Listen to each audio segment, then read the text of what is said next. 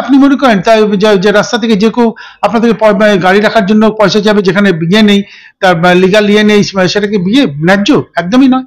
দুর্গাপুরের সিটি সেন্টারের একাধিক পার্কিং এর মেয়াদ উত্তীর্ণ হয়ে যাওয়ার পরও এডিডিএর নামে রসিদ ছাপিয়ে চলছে দেদার টাকা তোলা। আমরা এই মুহূর্তে রয়েছি দুর্গাপুরের বিগ বাজার, অর্থাৎ যেটা স্মার্ট বাজার, তার সামনে ঠিক তার বিপরীতে একটি পার্কিং করা রয়েছে। এটি এডিডি অর্থাৎ আসানসোল দুর্গাপুর উন্নয়ন পর্ষদের তরফে এই পার্কিংটি বৈধতা দেওয়া হয়েছিল, কিন্তু গত বছর আগস্ট মাসে কিন্তু এই পার্কিং এর যে সময়সীমা তা কিন্তু উত্তীর্ণ হয়েছে, কিন্তু তারপর থেকেও দেখা যাচ্ছে এখনো পর্যন্ত সেই পার্কিং কিন্তু চলছে এবং যারা সাধারণ মানুষ আসছেন তাদের থেকে কিন্তু এখানে টাকা আদায় করা হচ্ছে। একবার সেই রসিদ দেখানোর চেষ্টা করব, যে যেখানে আসানসোল দুর্গাপুর উন্নয়ন পর্ষদ অর্থাৎ এডিডি এর যে স্লিপ রসিদ, সেই রসিদ কিন্তু এডিডি এর নাম লেখা, সেই রসিদ নিয়েই কিন্তু টাকা তোলা হচ্ছে। আমরা কথা বলার চেষ্টা করব এখানে যিনি নিচ্ছেন। বলছি দিদি, এইখানে তো মেয়াদ উত্তীর্ণ হয়ে গেছে। আচ্ছা, আপনি কে? আপনি কে? আমি রিপোর্টার। কিসের ব্যাপারে? এই পেপার এর রিপোর্টার। আমার নাম তন্ময়। আপনি এদিকে একটু ক্যামেরাটা এদিকে আনার বলবো। এটা আপনি এই পার্কিং এর দায়িত্বে আছেন? আপনি এই পার্কিং এর দায়িত্বে আছেন? আপনি এই পার্কিং এর কি দায়িত্বে আছেন? আপনার পরিচয় দাদা, আপনার পরিচয়? কোন রিপোর্টার আছেন আপনি? আমি এই পেপারের রিপোর্টার। আমার লোগো আপনি দেখতে পাচ্ছেন। আপনি কে? আপনি আপনার রিপোর্টিং কিসের জন্য করা হচ্ছে? এটা এই পার্কিং যেটা রয়েছে এটা অবৈধ বলা হচ্ছে। আপনি কে বলেছে আপনাকে? এডিডি এর তরফে বলা হয়েছে। এডিডি অফিসে যান আপনি। আপনি এডিডি অফিসে যান। আপনাকে কে করতে বলেছে? আপনার নাম? আপনি কিসের জন্য টাকা নিতে এসেছেন এখানে? এটা আপনার পার্কিং। আপনি কিসের জন্য টাকা? আপনি টাকার কথা বলছেন। অর্থাৎ দেখতে পাচ্ছেন এখানে যে পার্কিং, সে পার্কিং অবৈধভাবে চলছে। খোদ আসানসোল দুর্গাপুর উন্নয়ন পর্ষদের যিনি চেয়ারম্যান কবি দত্ত, তিনি কিন্তু আমাদের কিন্তু জানিয়েছেন এবং পুলিশ প্রশাসনের কাছেও কিন্তু অভিযোগ জানানো হয়েছে, কিন্তু তারপরও কেন পুলিশ প্রশাসন ব্যবস্থা নেয়নি সেই বিষয়েও কিন্তু জানাচ্ছেন।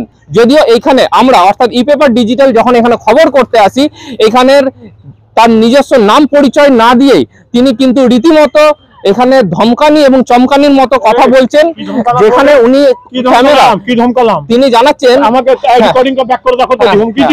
তিনি কিন্তু সমস্ত ভাবে কোনো কথা কোথায় টাকা চেয়েছি তুমি কেন বললে? আপনার কাছে কোনো টাকা চাও? তুমি ধমকানোর কথা বললে কেন? কেন চাইছো? আপনার কাছে টাকা চাইছো? অর্থাৎ আপনি দেখছেন যে এইখানে পার্কিং চালাচ্ছেন, কিন্তু সেটি অবৈধ বলে খোদ আসানসোল দুর্গাপুর উন্নয়ন পর্ষদের চেয়ারম্যান জানাচ্ছেন। পুলিশের কাছে অভিযোগ জানানো হয়েছে জানুয়ারির 16 তারিখে এবং তারপরও কিন্তু কোনো ব্যবস্থা নেওয়া হয়নি। খোদ সিটি সেন্টারে এই ধরনের পার্কিং এ দিনে দুপুরে লুট করা হচ্ছে, সাধারণ মানুষের টাকা লুট করা হচ্ছে বলে অভিযোগ। মুখ্যমন্ত্রীর বারংবার সতর্ক বার্তা সত্ত্বেও দুর্গাপুরের পার্কিং এর নামে দেদার তোলাবাজির অভিযোগ, আর সেই বেআইনি পার্কিং এর খবর করতে গিয়ে হেনস্থার শিকার সংবাদ মাধ্যম। গাছ কাটছিল তখন কোথা ছিল ভাই? ভেঙে দেবেন? আচ্ছা, কে আপনি? আপনি কে? না না, এত যখন তোমরা গাছ কাটছো তখন তোমরা কোথায় ছিলে? আপনি খবর দেখুন সব দেখতে পাবেন। খবর দেখবো, চিন্তা নাই, আমরা দুর্গাপুরেই থাকি। আমরা দুর্গাপুরে থাকি, আমরা বাইরে। ফোন ভাঙার হুমকিটা না দাদা অন্য কাউকে দেবেন। হ্যাঁ, ফোন ভাঙার হুমকিটা অন্য কাউকে দেবেন, গায়ে হাত দেবেন না। গায়ে কেন হাত দিচ্ছেন আপনি? উল্টো পাল্টা আপনি গায়ে কেন? হ্যাঁ, আপনি গায়ে কেন হাত দিচ্ছেন? আপনি গায়ে কেন হাত দিচ্ছেন? আরে আপনার নিজের নাম বলার আপনার ক্ষমতা নেই কেন? আপনি নিজের পরিচয় কেন লুকাচ্ছেন? আপনি কে? শনিবার বিকেলে দুর্গাপুরের সিটি সেন্টারে অবস্থিত বেআইনি পার্কিং এর খবর সংগ্রহ করতে গিয়ে রীতিমতো শারীরিক হেনস্থা এবং সংবাদ মাধ্যমের প্রতিনিধিদের দেখে নেওয়ার হুমকি দেওয়া হয়।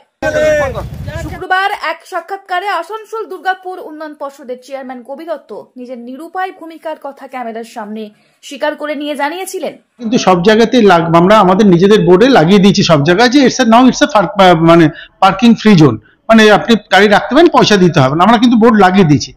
তারপরও এরা জানি না আমি কার সাহসে বা কিভাবে তারা এইভাবে পয়সা কালেকশন করছে বলে আমরাও শুনেছি। আমরা পুলিশের কাছে কিন্তু অনেকদিন আগে কমপ্লেন করেছি। আপনি তো শুনলেন, আপনি জানলেন যে আমরা আজকে না অনেকদিন সেই সময়ই কমপ্লেন করেছি, সবাইকে মেল করা আছে। এবার নেগলিজেন্সি কোন এন্ডে বা নানা রকম কাজ থাকে পুলিশেরও, জানি না কোথায়। মোট কথা আমরা এডিডির যা যা দায়িত্ব আমরা সেগুলো আমার মনে হয় আমরা যথাযথভাবে পালন করেছি। প্রশ্ন উঠছে, মুখ্যমন্ত্রী মমতা বন্দ্যোপাধ্যায় বেআইনি কর্মকাণ্ড নিয়ে বারংবার সতর্ক করার পরও এমন কাণ্ড ঘটছে কেন? গভর্নমেন্ট কেন বদনাম নেবে? গভর্নমেন্ট কি এর থেকে এক পয়সা পায় না? পার্টি পায়। যে ইন্ডিভিজুয়াল পায় তার পকেটে যায়। আমি কোনো ইন্ডিভিজুয়ালকে পোষবার জন্য এখানে আসিনি, আমি মানুষকে দেখবার জন্য এসেছি। পরিষ্কার বলে দিচ্ছি, এরকম বলে পুলিশ সঙ্গে সঙ্গে অ্যাকশন নেবে। পুলিশ যদি এফেক্টিভ হয় অনেক কিছু সলভ হয়ে যায়, কিন্তু পুলিশ যদি উইক হয়ে যায় সেখানে কিন্তু এরা অ্যাডভান্টেজ পায়। ডোন্ট টেক কেয়ার কোন পার্টির কে এমএলএ কার কোন মিনিস্টার বলছে শুনবে না, নিজের কাজটা দায়িত্বশীলতার সাথে পালন করবে, এটা আমি আজকে পরিষ্কার বলছি। এখন দেখার পুলিশ প্রশাসনের তরফ থেকে কতটা তৎপরতা দেখানো হবে দুর্গাপুর শহর জুড়ে চলা অবৈধ পার্কিং মালিকদের বিরুদ্ধে। গোটা ঘটনা তদন্ত শুরু করেছে দুর্গাপুর থানার পুলিশ। দুর্গাপুর থেকে তন্ময় দাসের report, the e-paper digital.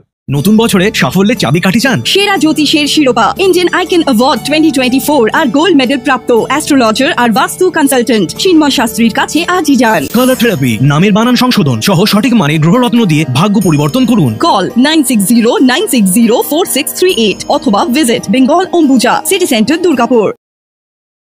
DSMS, a premier management college in Durgapur. Admission open for hotel management, hospital management, tourism management, BBA, BCA and nursing. Excellent training and placement assistance. Join now. DSMS, gateway to success.